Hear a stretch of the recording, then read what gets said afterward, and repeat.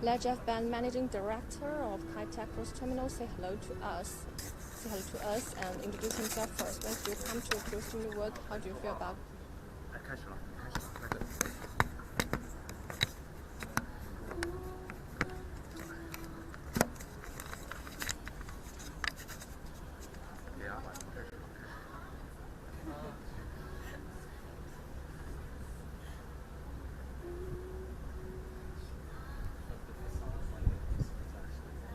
Hello everyone, this is Xinhua Live. Today we come to the Kai Tak Cruise Terminal. It is a cruise ship terminal that opened at the former Kai Tak International Airport runway in Hong Kong, China. Ranking as one of the world's most dangerous airports, it was turned into a cruise ship terminal that helped Hong Kong to become a regional transport hub for cruise ships. Now, at the back of me, you can have an excellent view of the whole cruise terminal.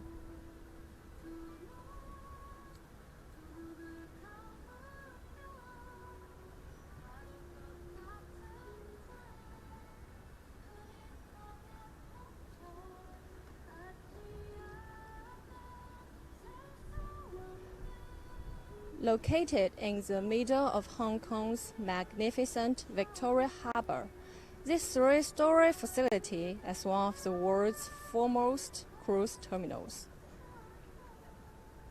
Now we can see an unobstructed panoramic view of the spectacular Hong Kong skyline and an impressive slew of amenities.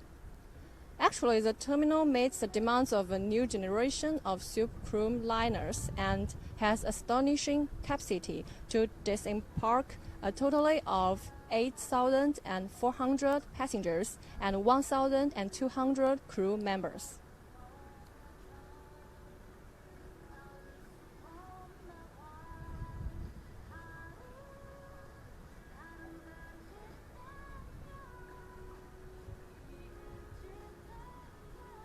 Now you can see the whole view of the Kai Tak Cruise Terminal.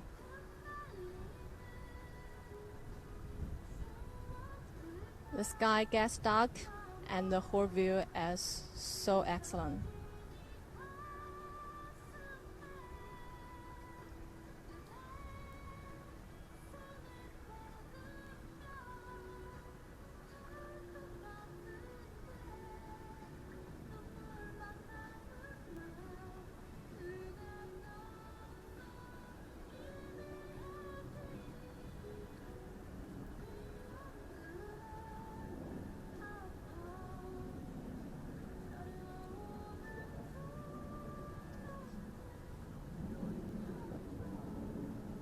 Okay, let's review the history of the terminal now. It used to be an airport, which was known as the most dangerous airport in China. Kai Tak Airport was the international airport of Hong Kong from 1925 till 1998. With numerous skyscrapers and mountains located to the north and its only runway jutting out of Victoria Harbour, landings at the airport were dramatic to experience and technically demanding for pilots.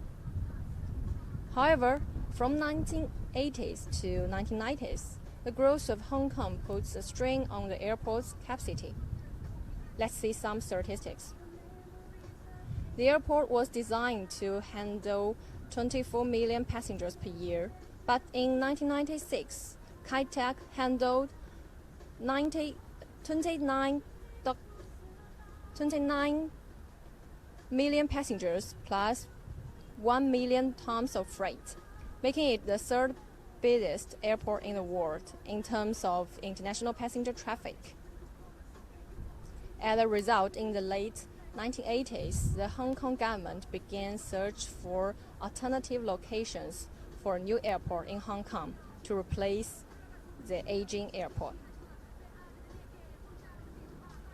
The government announced that it would focus on the development of a new cruise terminal at Kai Tak Development Area to help Hong Kong become a regional transport hub for cruise ships.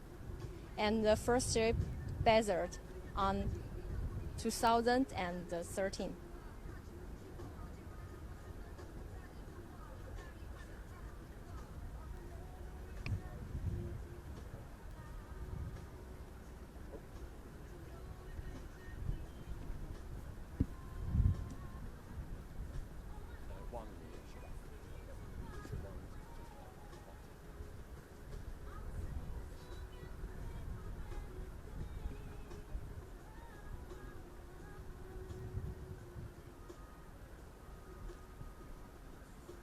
Hello everyone. Now we invite the Managing Director of the Kai Tak Cruise Terminal, Jeff Bent, to introduce more about the terminal for us. Hi, Jeff Bent. So can you introduce yourself first and say hello to our audience? Hi, I'm Jeff. I'm Managing Director of the cruise terminal here at Kai Tak. Okay, so when did you work here? I came to the cruise terminal about 3 months before the building was completed. So that was in spring 2013, and here we are 4 years later. Okay, so how do you feel about manage the cruise terminal here? It's been very exciting, thanks. We've seen the volume of our business almost double every year for the last 4 years. And now we have a cruise ship at berth on average every other day. It's been really exciting to watch it grow. Okay, so as the managing director of the terminal, what do you need to do to maintain the cruise terminal to grow its business? Well, we need to make sure that more and more people are aware of the great value of cruising and what a great holiday it can provide for families and all sorts of individuals, because really only about 1% of the Hong Kong population took a cruise last year. We hope that more and more will do so in the future. At the same time, here in the Kai Tak district, which used to be the airport, as you mentioned, we will also continue to hope that all parties responsible for the development of the whole district will continue to grow the district as well. The government has planned for hotels and some tourist attractions to be built adjacent to the cruise terminal, as well as some MTR stations in the district. So we really look forward to all of those facilities being built out and complementing the cruise terminal. Actually, we are curious about how many job opportunities you create for the cruise terminal, and can you give us some statistics about the turnover changes of your terminal? Yeah, thank you. Our business has roughly doubled every year for the last 4 years. So in terms of employment, it's very widespread throughout the economy. So you have our terminal, and we hire our own operations staff and security and some of our leasing team, for example, because we also hold a lot of big events here, a lot of big brand events and fun runs. But then there are so many jobs created throughout the economy, and these include not only for pilots and tugs and bunkerers, but also linesmen and stevedores and handling agents. There are all of the check-in staff, all of these other jobs created in the marine part of the economy. At the same time, there's a lot of jobs also for tour providers, for the ship tours, for the cruise guests. There's a lot of additional jobs for coach drivers, more business for taxi drivers, buses, minibus, so on.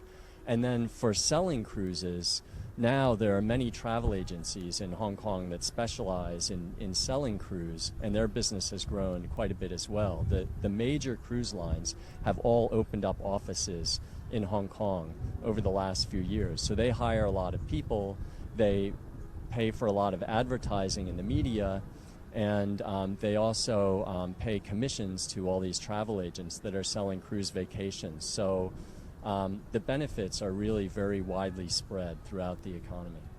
Okay, thank you. And many people say that the Kai Tak cruise terminal serves as a cruise hub of one of the cruise hub of Hong Kong. And what do you think how the cruise terminal can promote the tourism in Hong Kong? Well, I think the Kai Tak cruise terminal is a very visible reminder to everyone in Hong Kong, because it's right in the middle of Victoria Harbour, and just about everybody can see it from all of Hong Kong Island and Kowloon. And every time that a big, beautiful ship like the one that we're on now comes in and out, people have a better idea about cruising. But specifically for this terminal, before this terminal was built, Hong Kong could not properly receive the biggest, newest, best cruise ships. And now that we have this terminal, we have the most advanced modern cruise ships coming to Hong Kong, and these very attractive ships that have so many amenities on board. They have exciting rides, and they have lots of pools, and they have 20 plus restaurants, and they have Broadway style shows.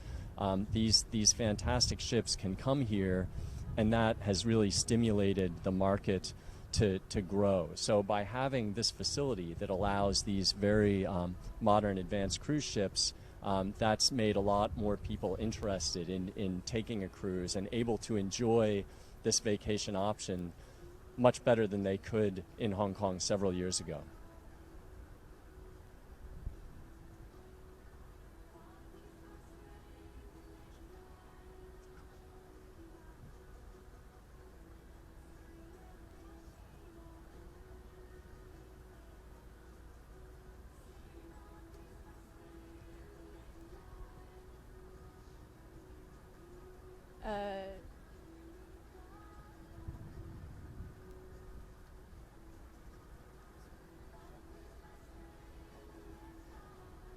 So some some friends are curious about the consumption of the cruise terminal. So how do you think about the consumption of the whole cruise terminal? And can you introduce this for us?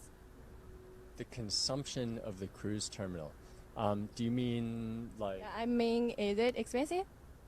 Oh, well, the terminal is free. Actually, the terminal is open 365 days a year. There's a beautiful rooftop garden open from 7 in the morning to 11 at night. So there's absolutely no charge whatsoever to come visit the Kai Tak Cruise Terminal. There are also a number of fantastic restaurants for dim sum, Western, Hong Kong style cafe. So it's absolutely a great place to come on the weekend and free. So as a common passenger, how much do I need to pay to enjoy the service of such a ship?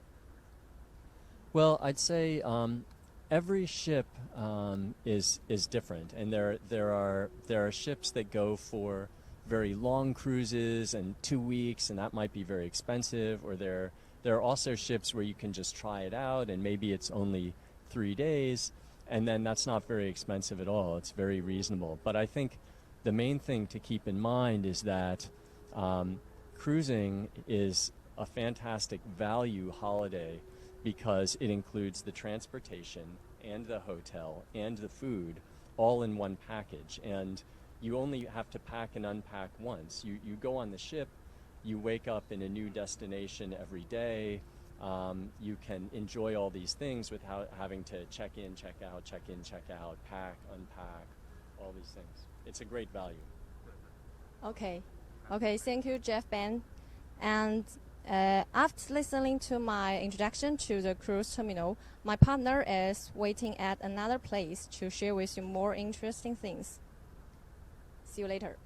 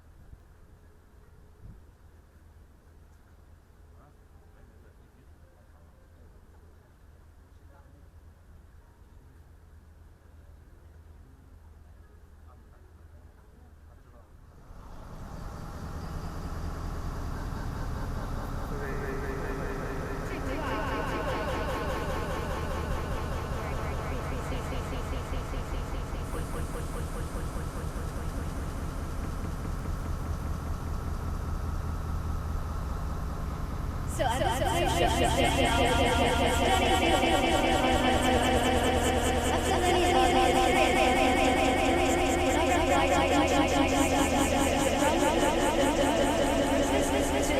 more for us. So, hi, Mr. Brown. Hi, Tina. It's great to be here. First of all, could you please introduce yourself a little bit? Sure. I'm Thatcher Brown, and I'm president of Dream Cruises. So it's great to see all your Facebook fans. And I have to say, it's one of the nicest nights here on Victoria Harbor. We're actually standing on Genting Dream right now, and she's our first ship, and she launched about, a year ago almost. And in this very harbor, we brought her here, and she just has some great itineraries, and people are really getting into the cruising mood, so we're very excited. It's very impressive. So then after that, could you please introduce more about this ship? Sure. Well, actually, we're standing here right over the pool deck. You might see it over here. And this is where people have the most fun this summer because we have 6 water slides. We have an outdoor basketball court. We have incredible ropes course. So we have a rock climbing wall, a ropes course, and we have great programs for all kids of all ages. So whether you're a teen, we have a teens program, and you can play bubble soccer on our court, which is a huge amount of fun. Or if you're a little younger, we have a Little Dreamers program, and we have wonderful enrichment and education and playtime for the kids and supervision, and it's just a bunch of fun for families. Of course, you can just jump right into the pool here. And Tina, I don't know if I told you, but we have a mermaid. Oh, mermaid. Yeah, we have a mermaid, and she comes and teaches us Mermaid Academy, and her name is Mermaid Cat, and the pool that you see over there is her classroom. Wow. And she has a tail, and she swims with all the kids, but more importantly, she teaches them about marine environment and the issues that are really important to this generation, but also the future. And so the kids learn a lot about the importance of protecting their marine environment. That's very good case.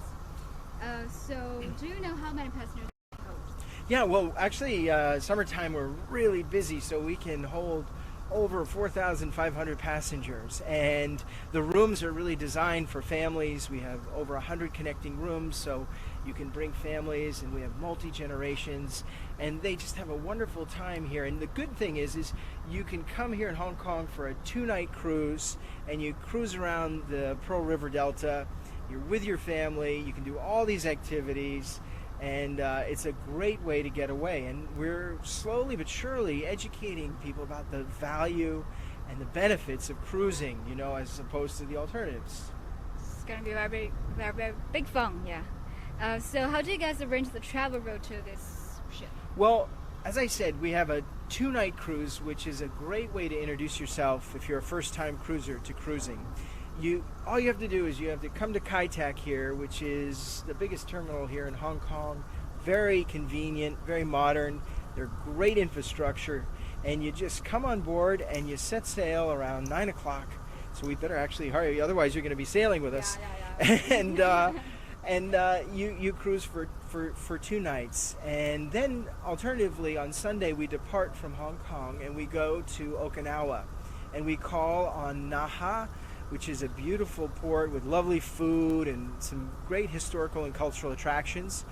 Or you can actually take the next stop, which is Miyakojima, which is a beautiful port. It's an island port, and Miyako is known for its blue waters and white sands and wonderful food in both locations. I love the food there. So we have a 5-night cruise that leaves here, goes to Naha, Miyakojima. You have a couple days at sea to enjoy our world-class Crystal Life spa. We have an Asian spa. We have a European spa. So you'd really enjoy it, I'm sure. And the combination of great destination, shore excursions, and great activities on board is a super way to spend a 5-night vacation.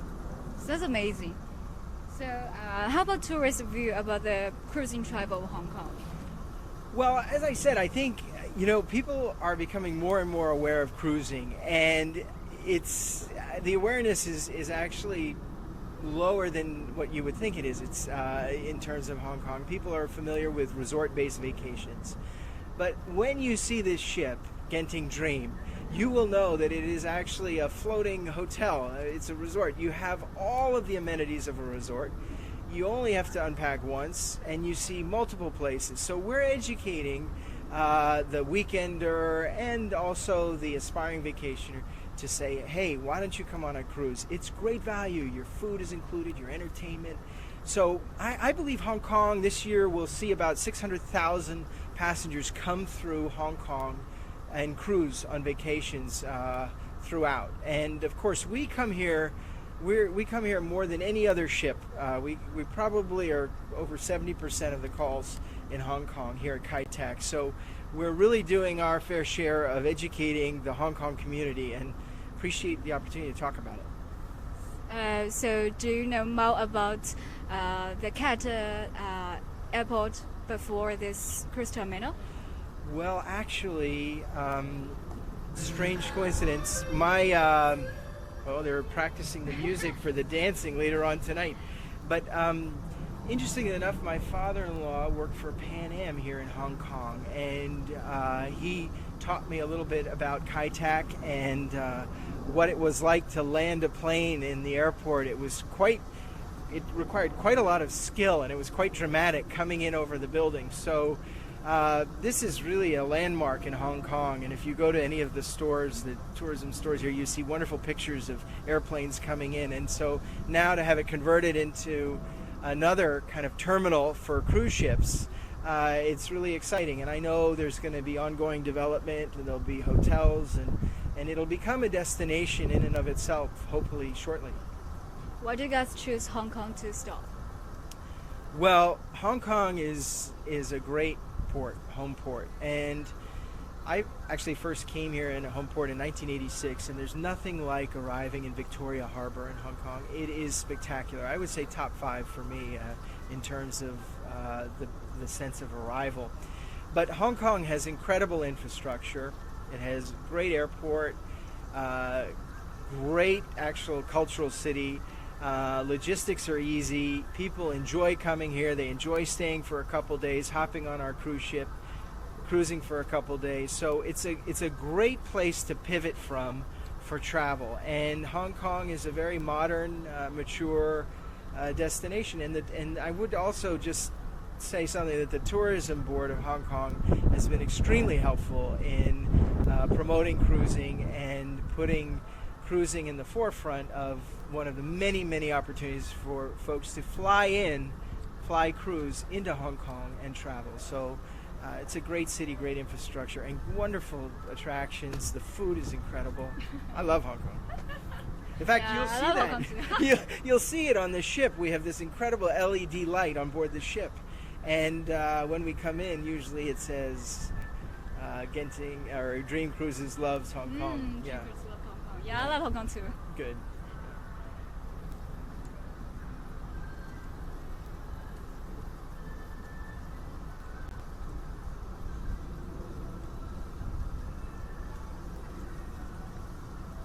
So, yeah, pretty much that's it. Back to you, studio.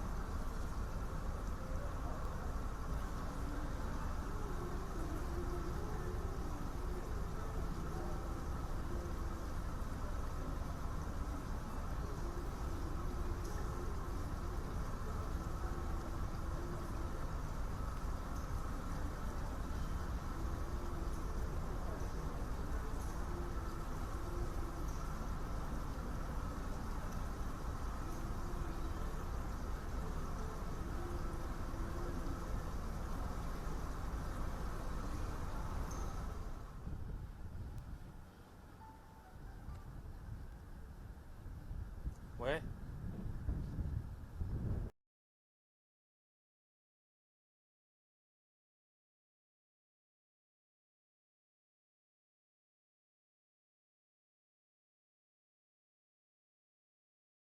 Like experience on this ship. Actually, they can also enjoy the VIP services in this ship because the ship provides a special suite for the VIPs, which name is Dream Palace. All guests can enjoy the service of ship as well as appreciating the whole view of the cruise terminal. Okay, so that's all for our today's live tour. If you like our show, please share it with your friends on Facebook, Twitter, and YouTube. See you next time. Bye bye.